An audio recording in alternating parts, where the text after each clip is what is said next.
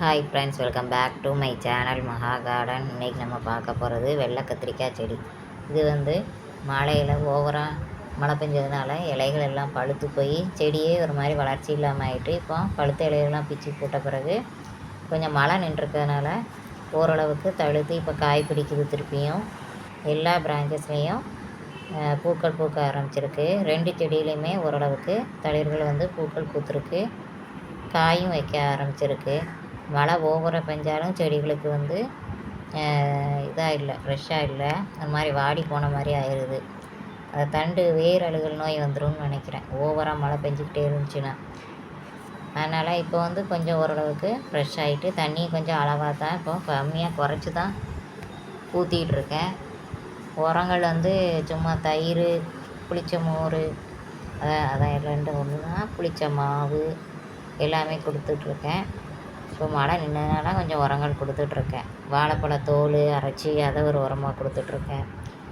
பால், வேஸ்ட்டான பால், அதையும் ஒரு உரமாக கொடுத்துட்ருக்கேன். இப்போ மழை நின்றுருக்கிறதுனால நம்ம உரங்கள் கொடுக்க ஆரம்பிக்கலாம். மழை பெய்யும் போது கொடுக்கணுன்னு அவசியம் இல்லை. இப்போ 2 செடியுமே நல்லா ஓரளவுக்கு வெள்ளை கத்திரிக்காய் செடி பழச்சி வந்துடுச்சு. அடுத்தாப்பில் வயலட்டில் கத்திரிக்காய் ஒரு செடி இருக்குது. 2ல் 1 போயிடுச்சு, ஒரு செடி இருக்குது. அதில் ஒரு காய் இருக்குது. பாருங்கள் ஃப்ரெண்ட்ஸ், இது வயலட் கத்திரிக்காய். அதில் காய் பாருங்கள் எவ்வளோ பெருசாக இருக்குன்னு. இதோட பெருசாக வரும். ஆனால் ரொம்ப நாள் அதிலே விட்டுட்டோம்னா கசந்துருது காய். கொஞ்சம் பிஞ்சாக எடுத்தால் தான் ஓரளவுக்கு நல்லா இருக்குது, சாப்பிட்டா நல்லாயிருக்கு. இல்லாட்டி குழம்புல போட்டால் கசப்பாயிடுது கத்திரிக்காய். பாருங்கள் ஃப்ரெண்ட்ஸ், இதில் எத்தனை கிளைகள் இருக்குதுன்னு பாருங்கள். பிரான்ச்சஸ் நிறைய இருக்குது. பாருங்கள், இதோட வளர்ச்சியை பாருங்கள். எல்லாமே மழை கொஞ்சம் நின்னோடனே ஓரளவுக்கு திரும்பி தடுத்து பூக்கள் வைக்க ஆரம்பிச்சிருக்கு. இயற்கையான ஆர்கானிக் உரங்களையே கொடுங்க. மண்புழு உரம் கொடுக்கலாம், வாரத்தில் ஒரு நாள் மண்புழு உரம் கொடுக்கலாம். அப்புறம் கிச்சன் கம்போஸ்ட்டு, கிச்சன் வேஸ்ட் எடுத்து மண்ணுக்குள்ளே பதிச்சு வச்சு அதையும் நல்ல உரமாக செடிகளுக்கு கொடுக்கலாம். வெளியில் தான் வாங்கணும்னு அவசியம் இல்லை.